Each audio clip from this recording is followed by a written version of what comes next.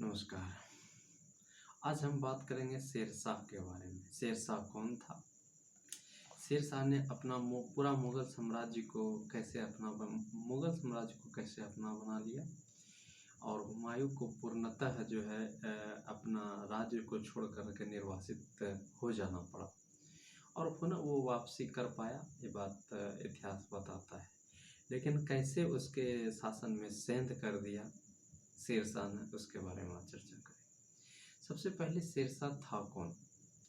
शेरशाह बिहार के सासाराम का एक लड़का था। इनका जन्म जो है 1472 ईस्वी में बजवाड़ा होशियारपुर में हुआ था। इसके बचपन का नाम फरीद खान था और ये सूरवंश से संबंधित था। सूरवंश, ठीक है। और इसके पिता जो है जौनपुर के अंतर्गत सासाराम आता है, उसका ये जमींदार था। कौन? इसके पिताजी। किनके पिताजी? शेरशाह के पिताजी। समय बीता शेरशाह को पढ़ने का, लेकिन हाँ एक बात याद रखना, शेरशाह का जो है उस समय उसको फरीद खान के नाम से था। हम फरीद खान की बात करेंगे अभी। तो उस समय इसको फरीद खान बोला जाता था। ये पढ़ाई लिखाई करने के लिए यहाँ पर रहता था सासाराम में, लेकिन उसकी माँ जो थी सतीरी थी, मतलब इसके पिताजी के बहुत 2-3 पत्नियां थी, ठीक है। तो उसको पढ़ाई में डिस्टर्ब हुआ करता था, इसलिए वो छोड़ करके अफगान शासक एक था बहार खान लोहानी, उनके यहाँ गया और पढ़ाई का समय को जो है पूरा किया और पढ़ाई करके पुनः लौटा अपना घर। कहाँ? सासाराम। और पिताजी का जो था सासाराम में, जौनपुर में जमींदारी करता था, उसका ये शासन संभालने लगा। उसके सौतेली माँ कोई बात रास नहीं आया और फिर वहाँ भी उन्होंने डिस्टर्ब किया। तो पढ़ाई लिखाई में डिस्टर्ब किया है, उसके बाद जो है यहाँ भी उन्होंने डिस्टर्ब करना शुरू किया और उसके शासन को नहीं चलने दिया। इसके बाद सासाराम से जो है फरीद खान छोड़ करके चले गया कहाँ? अफगान शासक के पास। क्या नाम था उनका? बहार खान लोहानी।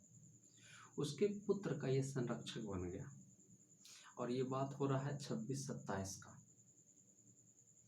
वहाँ पर ये जो है शासन करना और उसके पिताजी का, बेटे का, मतलब लोहानी का, बहार खान लोहानी के पुत्र का ये संरक्षक बन गया। और 1-2 साल होते होते वहाँ भी जो अपना विश्वास खो दिया। कौन? फरीद खान। किसका विश्वास खो दिया? तो बहार खान लोहानी का। तो उसको वहाँ पर से छोड़कर उन्होंने जो है बाबर के यहाँ काम करने चला गया। बाबर के यहाँ काम करने चले गया, उसका सेनापति बन गया और वो जो है इस पर प्रसन्न हुआ उसके कामकाज को देखकर। तो बाबर 4 युद्ध जीत चुका था। पानीपत का युद्ध, खानवा का युद्ध, चंदेरी का युद्ध और घाघरा का युद्ध। 26, 27, 28, 29 ये तो बाबर के हिसाब में भी होगा, जीत चुका था। और उसी क्रम में जो है हुमायूं वहाँ का शासक बना, जिसमें बाबर की मृत्यु हो जाती है। इस बात का चर्चा करेंगे जब बाबर का हम हिस्ट्री जानेंगे तब। हुमायूं का संरक्षण ये बन गया, उसका सेनापति ये बन गया। कौन? शेरशाह। समय बीता, हुमायूं चाहा कि क्यों ना हम जो है एक बार कहीं दूसरी जगह घूम आते हैं और यहाँ के सत्ता जो है शेरशाह को सौंप देते हैं। यही किया। शेरशाह को बिहार का राज्यपाल बना दिया। बिहार का राज्यपाल कहने का मतलब, उस समय बिहार और बंगाल एक हुआ करता था। इसको सर्वे सर्वा बना दिया। किसको? शेरशाह को। जिसका दूसरा नाम क्या है? फरीद खान। और चले गया वो दूसरे जगह, मतलब ये जगह को छोड़ करके दूसरे जगह वो कहीं घूमने के लिए निकल गया। और और इसके बाद अच्छा एक बात और कि शेर शाह जो है फरीद खान से शेर शाह कैसे बना। बात कुछ पहले की हम करते हैं थोड़ा सा। जब ये अफगान शासक बहार खान लोहानी के यहाँ पढ़ाई करता था और उसका संरक्षक के रूप में कार्य किया, तो वहाँ पर उन्होंने जो है एक शेर से उसका भिड़ंत हो गया। किसका? फरीद खान का। और उसको जो है एक बार में मतलब अपने तलवार के वार से शेर को जो है खल्लास कर दिया। उसी समय से बहार खान लोहानी प्रसन्न हो गया और उसका नाम शेर खान से शेर शाह कर दिया। आज से तुम्हारा नाम शेर शाह, ठीक है। अब शेर शाह जो है हुमायूं का संरक्षक बन चुका है और बिहार का राज्यपाल, और हुमायूं चले गया है कहीं दूसरे जगह घूमने। उसके बाद ये जो है अपना बैकग्राउंड तैयार करने लगा। कौन? शेर शाह, जो कि फरीद खान से शेर शाह बन चुका है। उसके बाद इन्होंने जो है बैकग्राउंड तैयार किया और लौटते वक्त मतलब हुमायूं को लौटते वक्त जो है लौटते समय तक, और लौटा वो कब? 1938-39 में। तब तक जो है शेर शाह मजबूत हो चुका था बाबर अर्थात मुगल वंश के अंदर नौकरी करते करते मजबूत हो सका। अच्छा खासा इन्होंने सेना भी तैयार कर ली थी। और हुमायूं को जवाब देने से इनकार कर दिया राज्यपाल। मतलब हम जो है ये हमारा राज्य है, हम अपने तरीके से चलाएंगे बंगाल को और बिहार को। उस समय तो एक हुआ करता था। और इस तरह से उसके अगेंस्ट में युद्ध की घोषणा कर दिया। किसने? शेर शाह ने। किसके विरुद्ध? हुमायूं के विरुद्ध। और हुआ भी यही। ये जो है बक्सर के लड़ाई में मुगल सेना को हरा दिया, एक युद्ध जीत गया। ये पहला युद्ध इन्होंने जीत लिया। उसके बाद जो है ये तो हुमायूं के हाथ से बक्सर छूट गया। अब ये क्या करता? फिर एक बार जो है हुमायूं बेलग्राम का युद्ध करने के लिए आया, तो वहां भी इसको मात खानी पड़ी। तो बेलग्राम का भी युद्ध हार गया। और इसी के समय में आता है, जहां तक हमको लगता है, कि चौसा का युद्ध है, ठीक है। चौसा का युद्ध में जो है इन्होंने हुमायूं को, चौसा के युद्ध में भी हुमायूं को हरा दिया। इसके बाद आता है बात अब क्या होगा। और इस तरह से हुमायूं को पूरी तरह से अपने शासन से दखलंदाज कर दिया और पूरी तरह से दिल्ली तक जो है, दिल्ली आगरा तक इन्होंने शासन कर लिया। किसने? शेर शाह ने। अब क्या होगा? इसमें हुमायूं तो हार चुका है। हुमायूं निर्वासित हो गया, अपना शहर छोड़ दिया, अपना शासन व्यवस्था सारा छोड़ करके वो चले गया अपना भाई के गुरु, अर्थात अपना भाई कौन था? हुमायूं का। एक बात मैं याद करा दूं, हुमायूं जो है बाबर का 4 पुत्र में से ज्येष्ठ पुत्र था। और ज्येष्ठ पुत्र था हुमायूं। उसके बाद उसके बाबर का 4 पुत्र में तुम्हारा ये हो गया हुमायूं, हिंदाल, कामरान और अस्करी। ये 4 पुत्र था उसको, जिसमें हिंदाल का गुरु था अकबर जामी। उनके शरण में ये चले गया। कौन? हुमायूं। दिन बीता, वहां जो है उन्होंने 1541 ईस्वी में, जी हाँ 1541 ईस्वी में अकबर जामी के पुत्री हमीदा बानो बेगम से विवाह कर लिया, निकाह कर लिया और जीवन बिताता रहा। कब निकाह किया? 15 साल तक निर्वासित रहा, याद रखना, एक मुश्त निकाह कर लिया। उसके बाद उनका एक पुत्र का भी जन्म हुआ। किसके? हुमायूं का। और पुत्र हुमायूं के कन्या का नाम क्या हो गया? हमीदा बानो। और उसका पुत्र का नाम हुआ अकबर, जो कि आगे चलकर महान सम्राट बना। उसके बाद तब तक इधर शेरशाह का काम तो जारी था। शेरशाह क्या था, शेरशाह अब अपना साम्राज्य को विस्तार देना चाह रहा था कि हम कुछ काम करें। तो इन्होंने जो है, किसने, शेरशाह ने 1541 ईस्वी में जो है पाटलिपुत्र को पटना बनाया, मतलब पुनः शहर को व्यवस्थित किया। इसका मतलब है कि पहले भी ये शहर अच्छा से व्यवस्थित था, इन्होंने और भी उसको सुदृढ़ बनाया। कब? 1541। देखो, ये 1541 वही है जब जो है हुमायूं जो है निकाह कर रहा है हमीदा बानो से, और इधर शेरशाह ने जो है पाटलिपुत्र को पटना बना रहा है। ठीक। और इन्होंने क्या किया, शेरशाह ने, मतलब शेरशाह में इतना ऐसा जाबाज शासक हुआ जो कि पूरे मुगल साम्राज्य को जो है अपना साम्राज्य घोषित कर दिया, जीत लिया। उसके बाद शेरशाह ने जीटी रोड बनाया, ग्रैंड ट्रैंक रोड, क्योंकि ये जो है ऐसा वैसा शासक नहीं था, बहुत ही कुलीन शासक था, बहुत ही अच्छा शासक था, और ये प्रजा के भलाई के लिए उन्होंने बहुत काम किया। नहर बनवाया, सड़क बनवाया, और छोटा मोटा सड़क भी बनाया, लेकिन इसका सबसे मेन काम हुआ कि इन्होंने रुपए का भी विकास किया। कहने का मतलब रुपए का सिक्का जो होता है, चांदी और तांबा का सिक्का चलाया। अच्छा, चांदी का सिक्का जो है वजन में 200 ग्राम में 12 ग्राम कम था, देख लेना, और तांबा का सिक्का 400 ग्राम में 80 ग्राम कम था। और चांदी के सिक्कों को उन्होंने रुपया कहा और तांबे के सिक्कों को उन्होंने दाम कहा, जो कि आजकल बिहार में आम भाषा में, और यहाँ तक कि बिहार क्या लगभग तुमको हर जगह ऐसा मिल जाएगा कि जो है दाम और रुपया जो है प्रचलित शब्द है।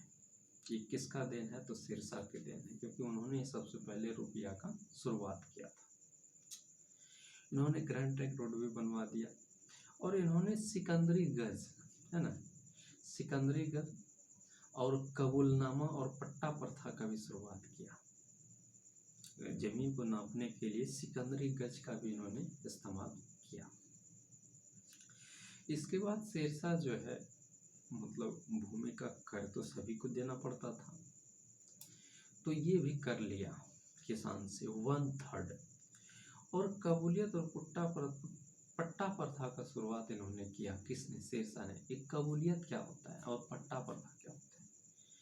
तो पट्टा उस एक तरह से सरकारी दस्तावेज को कहा जाता है जिसमें इस बात का वर्णन होता है कि कितना ज़मीन जो है उस किसान को दिया गया, और वो कबूलियत का मतलब ये हो गया कि वो जो है उस ज़मीन पर कितना कर देगा, ये वो कबूल करता था। कौन? किसान। और वो दस्तावेज पट्टा में लिखा रहता था। तो ये उन्होंने काम किया। उसके बाद इन्होंने रोहतास गढ़ का भी निर्माण किया। अब कन्नौज के स्थान पर शेरसूर नगर का भी स्थापना किया। किसने? शेरशाह ने। तो इस तरह से हम समझते हैं शेरशाह ने बहुत कुछ किया। ग्रैंड ट्रैंक रोड भी बनवाया, और ग्रैंड ट्रैंक रोड का मालूम, ग्रैंड ट्रैंक रोड का जो है जीटी रोड बोलते हैं जिसको, ये पश्चिम बंगाल से लेकर के पेशावर तक पहुंच गया था। इतना लंबा चौड़ा बनाया था इन्होंने। और पेशावर तो कहो, ये जो है बांग्लादेश, मतलब इधर बंगाल से आगे और चले जाओ बांग्लादेश की तरफ भी ये जो है जाया करता था। अब पेशावर से इसको और आगे बढ़ा करके काबुल तक इसको कर दिया बाद में, जीटी रोड को। ठीक है। इसके बाद इन्होंने जो है अपने साम्राज्य को विस्तार देने के लिए कालिंजर में युद्ध किया, कालिंजर का किला, और वहाँ एक सिंह राजा था। मतलब इन्होंने जो है वहाँ पर एक शासक था जिसका नाम था किरत सिंह, कलिंजर का शासक किरत सिंह। कलिंजर जो है फतह करना चाह रहा था। कौन? शेरशाह। और इसी के दौरान उन्होंने जो है अपना मकबरा भी बनाना शुरू कर दिया था। समझ लो भाई, ये एक तरह से मान लेते हैं अपने जिंदे में मकबरा का तैयारी शुरू कर दिया था। ये कैसा शासक था। तो इन्होंने जो है कलिंजर को जीतने के लिए किरत सिंह से युद्ध कर रहा था। कलिंजर किला था और इन्होंने जो है उक्का, एक वर्ड आता है इतिहास में, उक्का नामक अस्त्र जो है चला रहा था, आग्नेय अस्त्र चला रहा था और उसी का गोला फट गया। और उसी का गोला फटने से कहा जाता है कि इसकी उसी समय मौत हो गई। किसका? तो शेरशाह का। तो इस प्रकार उनका जीवन का अंत तो हो गया। कब?